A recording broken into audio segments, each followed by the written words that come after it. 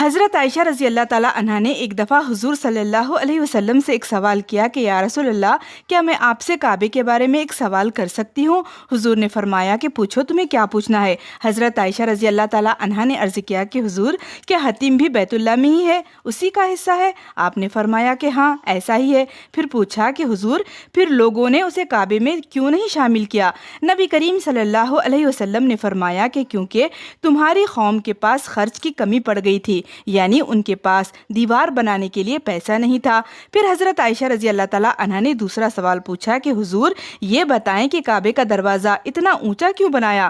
نبی کریم نے ارشاد فرمایا کہ یہ بھی تمہاری قوم ہی نے کیا، تاکہ جسے چاہیں اندر آنے دیں اور جسے چاہیں روک دیں۔ اگر تمہاری قوم کی جاہلیت کا تازہ زمانہ نہ ہوتا اور اس کا خوف نہ ہوتا کہ ان کے دل بگڑ جائیں گے، یعنی کہ وہ لوگ ناراض ہو جائیں گے، تو حتیم کو میں کعبے میں شامل کر دیتا اور کعبۃ اللہ کا دروازہ بھی زمین کے برابر کر دیتا۔ یہ حدیث صحیح بخاری میں ماخوذ ہے۔